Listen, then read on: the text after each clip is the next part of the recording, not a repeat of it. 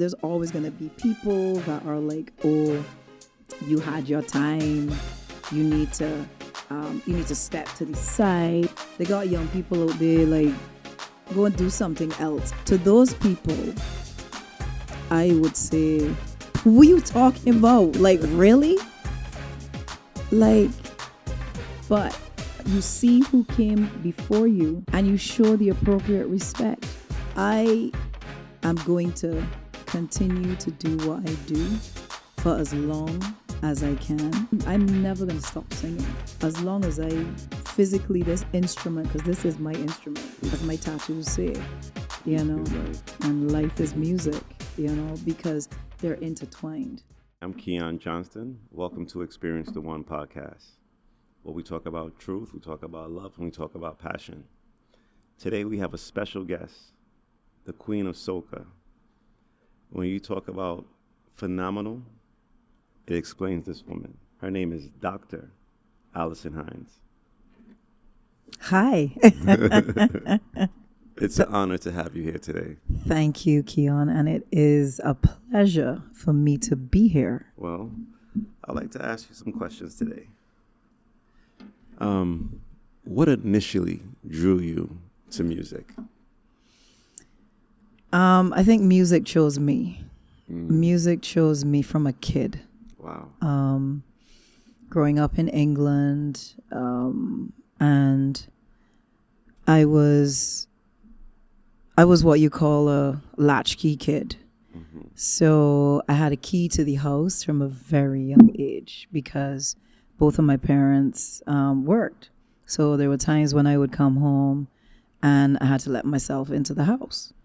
And the radio was like my best friend. And I knew basically every song on the radio, and the top 50, top 20, top 10, whatever It was, I was the one that, I knew the music, I knew the songs. And I don't know, honestly, for as long as I've known myself, music has been a part of my life. And so that's why I say that music chose me, because it wasn't a conscious decision on my part. Mm-hmm. It was, music has always been there. Gotcha. That's a beautiful thing. Can you describe a moment in your career that solidified your love for performing? A moment. There's a lot of those. I don't know, because my journey was so, it was a gradual journey. It wasn't that kind of straight out of the gate that I was a performer. I was not. I was always very shy, extremely so. Very much an introvert. And being a only child, I would kind of get lost in my imagination. So my imagination is where I lived a lot. Mm-hmm. And so becoming an artist and becoming a singer and a performer,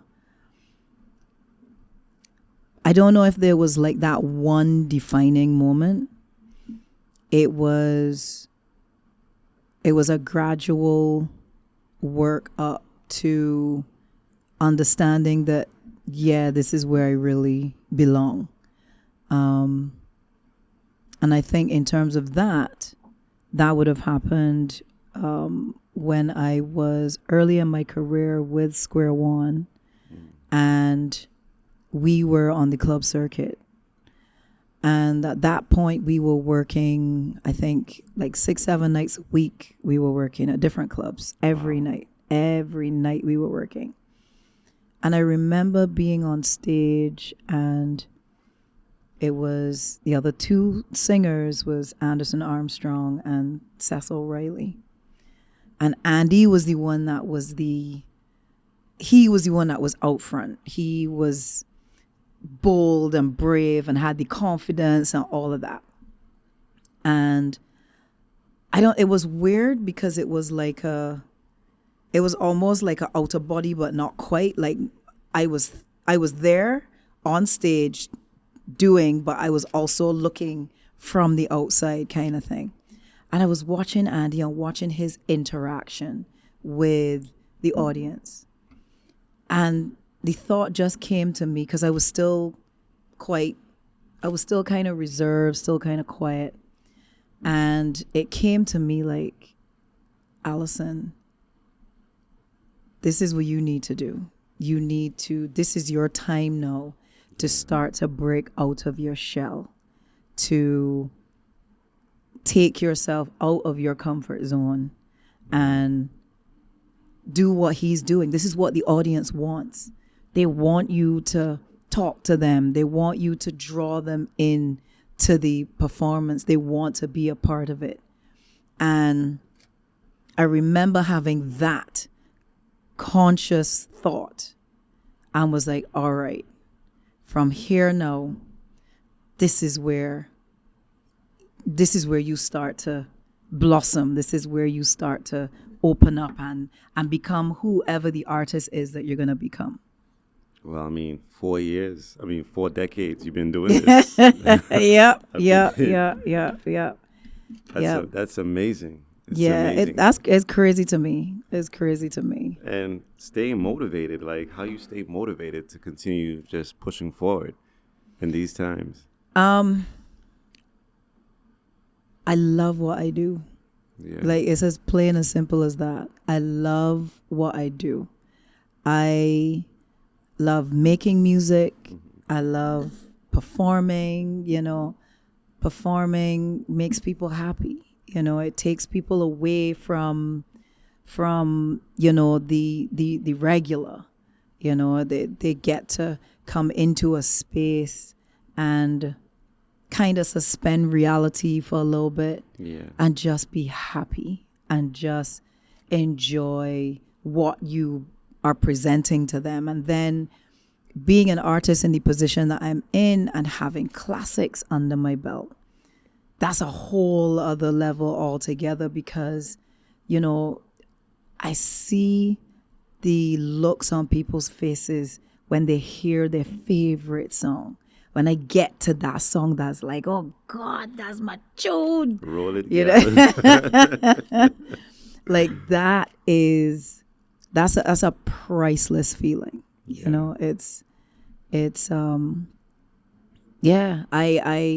I just really, truly love what I do. So what role does culture and heritage play in your music? Culture is all over my music.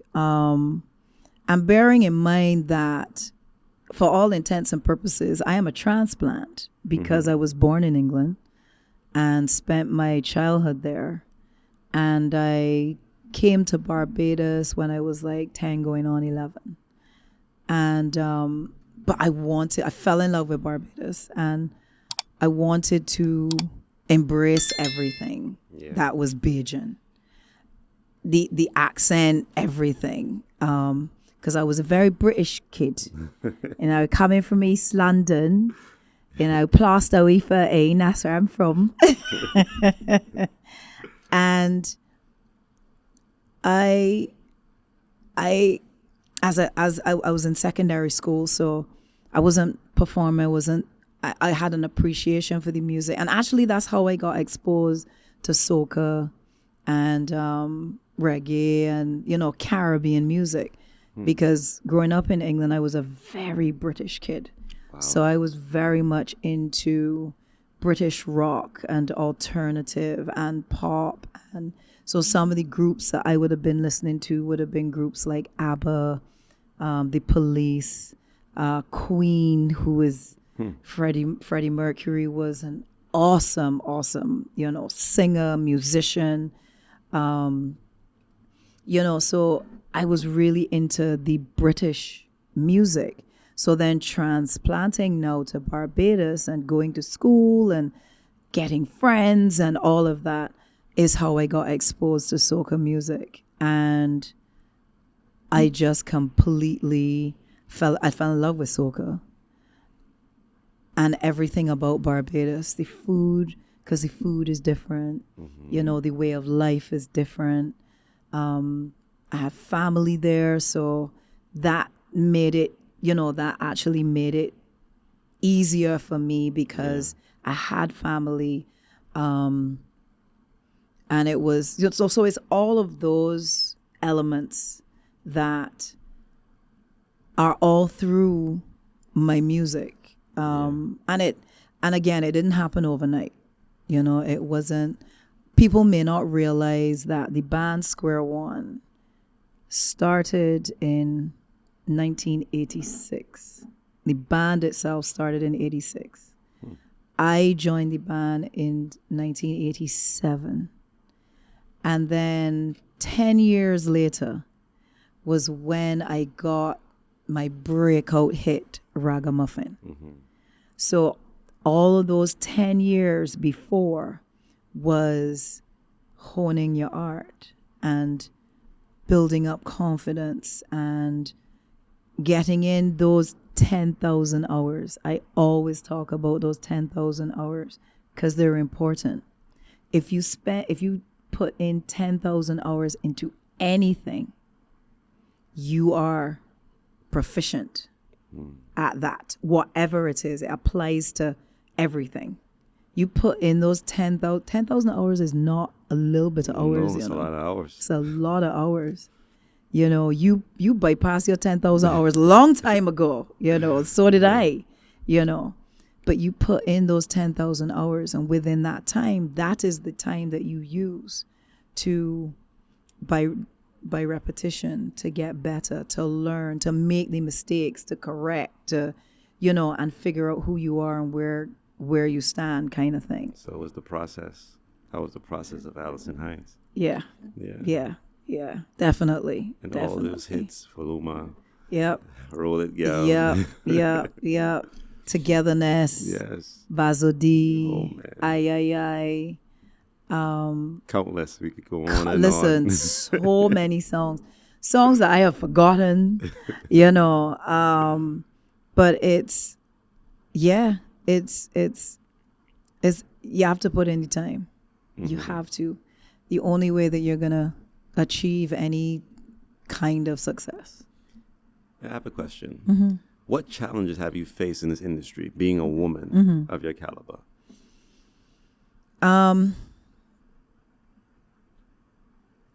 One of the things that has kind of faced me, which wasn't so much early in my career because I was in the band. So I had that buffer. I had the guys. Protection. Yeah. So I think a lot of the things that a solo female artist might experience in terms of challenges and whatever negativity and so on that comes, I didn't have to deal with those, coming up early in my career.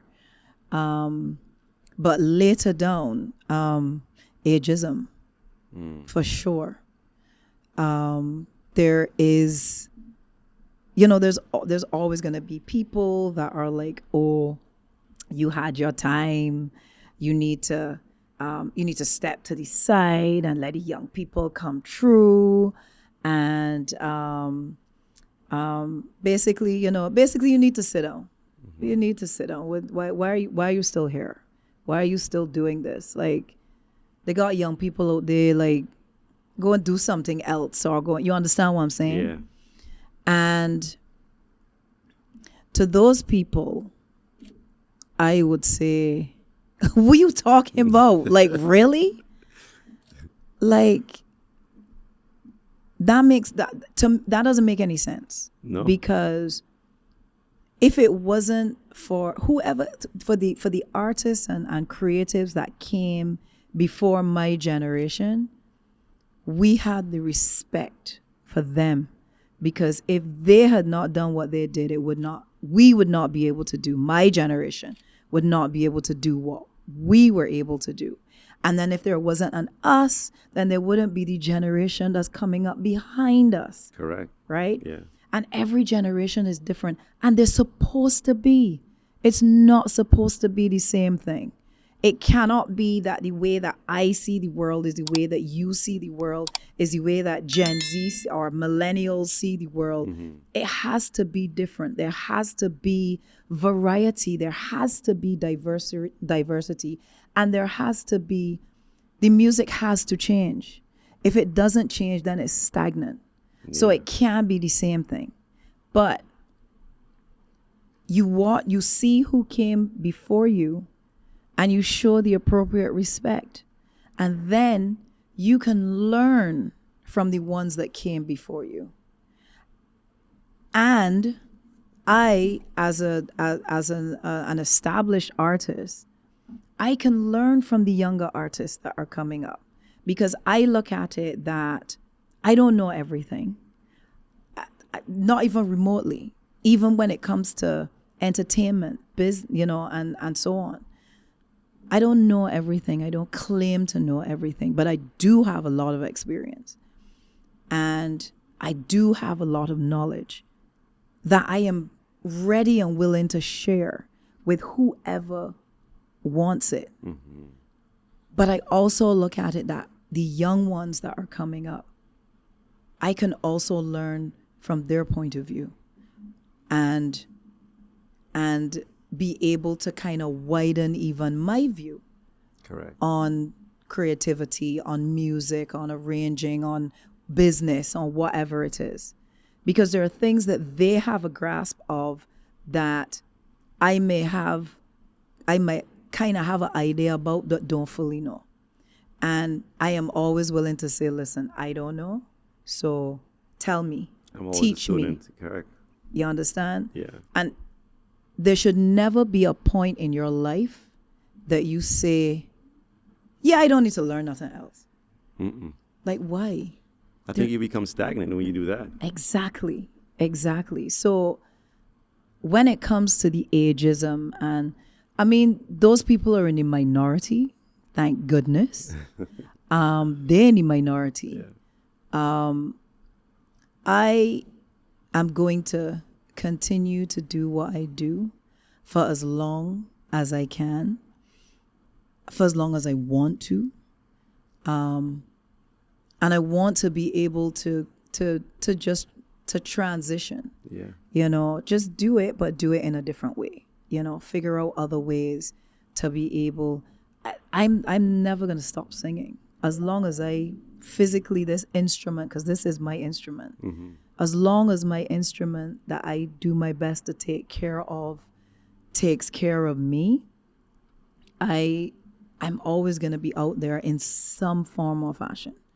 Because music is I mean, as my tattoos say, music is life. And life is music, because they're intertwined. Correct. Especially in my life, that is a very real thing. It controls your emotions too. Absolutely. You could find a song literally for any emotion. If you're mad as hell at somebody, you could find a song. If you're depressed, you could find something that could be like, oh God. And if you're happy, you could find something that can make you laugh. Whatever it is, whatever you feel, whatever emotion we have, you can find music that is going to speak to that emotion. What else? Well, I want to say something real quick. I want to tell you thank you, because your music made me happy. I'm glad. That's why I made my music, because, I want to make people happy. That's really what it is, But look at how many women you influence underneath you who's coming up in this industry. I look at Patrice. I look at a lot of these artists, Nessa, Nyla. I mean, I see a piece of you in them. So you did a lot for this industry. Yeah, and the good thing is that I have relationships with all of these young women. Yeah. And I feel like a mama bear, because I watch them and I see the way that they have just grown and progressed and developed and created their own space. Yeah. And their own niche. Nadia Batson. Yes. All the way to Fayan, to Destra, You know, it's a crazy thing to really understand that I am the blueprint for a lot of the women in soca, and still there's another whole generation coming up, and they look to me, and that's a huge responsibility for me. Yeah. And so I try my best to be able to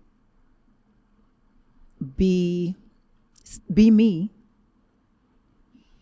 but to always to also understand that there's always going to be, you know, somebody there watching, some little girl that's coming up, and it's not just me they're being influenced by, because the same Nyla and Nessa and Patrice and Nadia and so on, they have, you know, their own fans that, and little girls that are watching them, you know, and watching to see what they do and how they do what they do, and wanting to be like them. Correct. And that's what it is, you know. And so, you know, my job is not to make it easy. When I say that, it's not for me to make it a cakewalk or to step aside for the new artists to come through. I got to challenge you. Mm-hmm. I got to make you understand that this is not something that is easy to achieve. This takes work. For this success, it takes commitment. It takes perseverance. It takes sacrifice. And work ethic. Your work ethic has to be crazy, you know, because as much as there's social media, and, you know, you can record something, film something, put a song out and whatever, that's not your career. Mm-hmm. That's just a tool to help you to achieve what you want to achieve. You still got to put in the work. Yeah. You have to rehearse. You have to practice and practice and practice some more. And when you're tired practicing, practice again. Because that's what it is repetition. Because the more you do it, the better you're supposed to get. Correct. And I want to be, I am also at a point where I want to be able to help, you know, and be able to make the artists understand that this ain't easy. Mm-mm. It's not. If you get a song and it's popular and think, great, wonderful. But what's going to happen next year? And the following year? And the year after that? It's not easy. Mm-hmm. You could get that song and then be like, crap, I got to try and do this again. And then again. And consistency. And consistency takes work. Mm. It takes perseverance. It all comes back to that.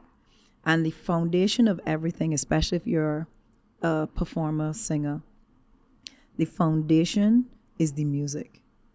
The music is the foundation. The music is the vehicle that you can then ride to where you want to go, and how, you know, whatever else it is that you want to do.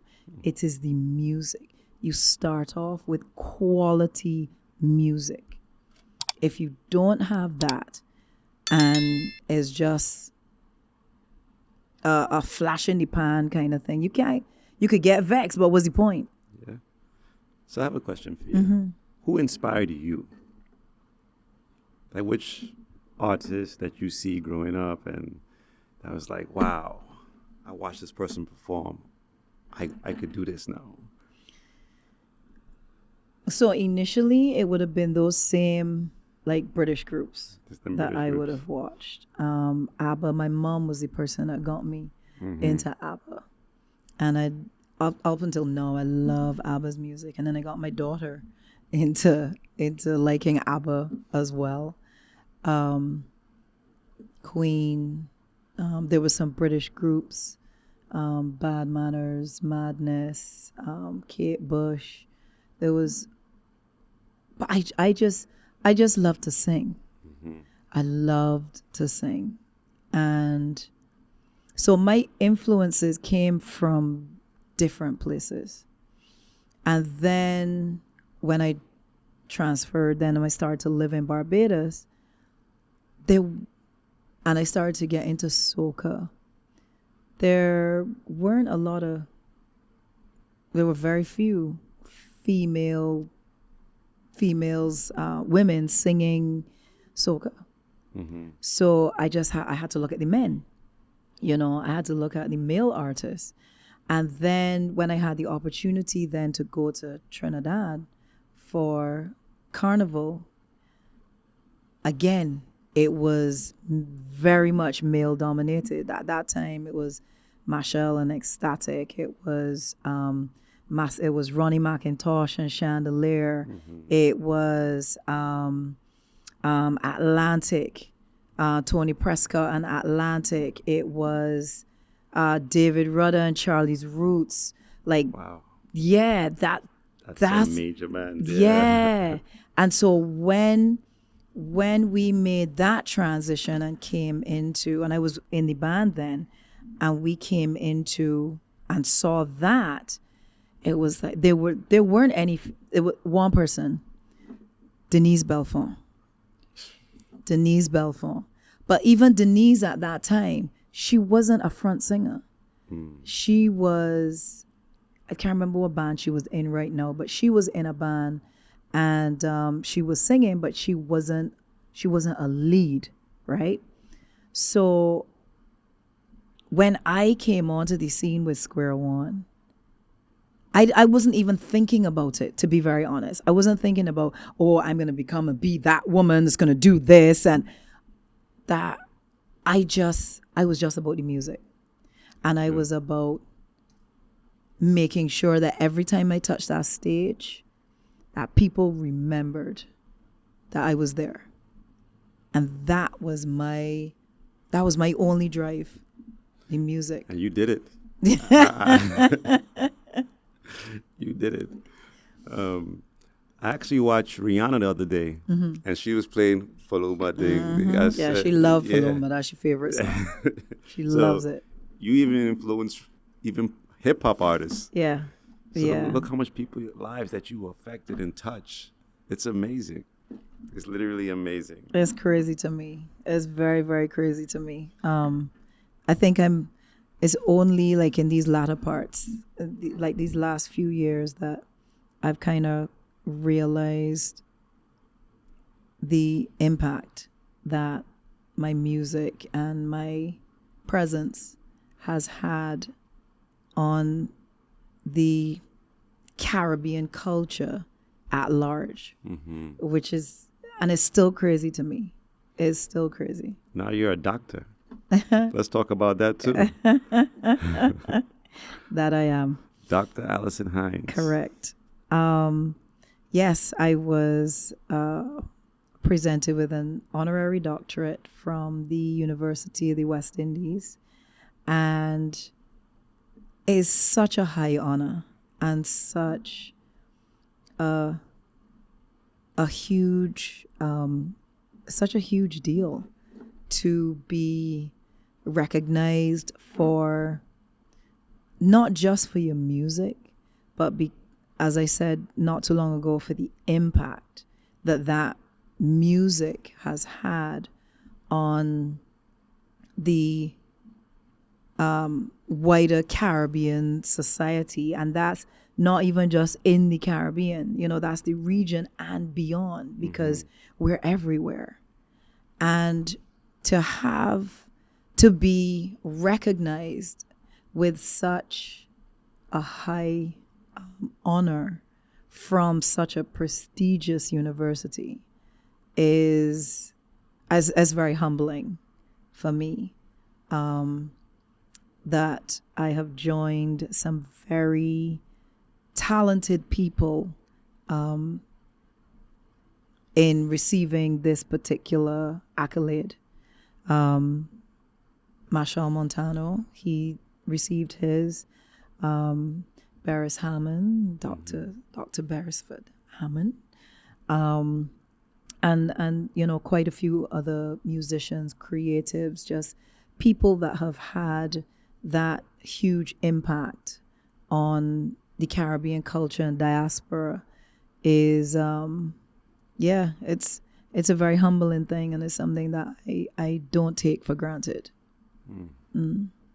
So what do the people have to expect from Alison Hinds now? Is there any new music you're about to drop? There is actually, because Crop Over is coming. Yes. I will be there. You better be. Crop Over is coming. I have a few collabs that I have in mind, and some music that is really some music that I'm really, really happy with, that I think that the Bajan and Caribbean ears will enjoy. I'm excited about the collabs that I have, to be very honest. And I ain't gonna let you in on nothing. They're both collabs with Bajan artists, I would tell you that. And no hyper sound? There is something with hyper, but still ain't telling you. Still ain't telling you. So I'm looking forward to that. When I'll be in the studio recording and getting things sorted in between touring. Of course, I have tours coming up. I have a performance in France that I'm really looking forward to. Wow. On a huge festival there in Paris. So I'm very excited about that. And I'm also looking at diversifying my brand, because as much as I want to continue singing, there's other things that I feel like I can give back, and I can have a different kind of impact, which is motivational speaking. I want to step more into that space and speak to women's groups, youth groups, things like that, everywhere in the region, North America, wherever. And I'm also looking to start my own podcast. Congratulations. We have things, things are bubbling right now. Things are bubbling. So I'm excited about that too, because I want to be able I want to interview interesting people. Yeah. People that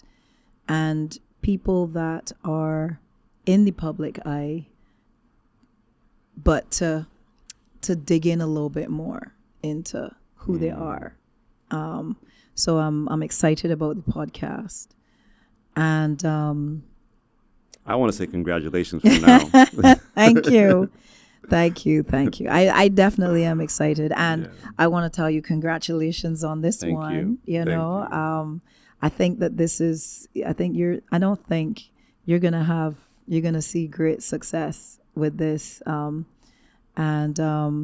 I wish you all the best.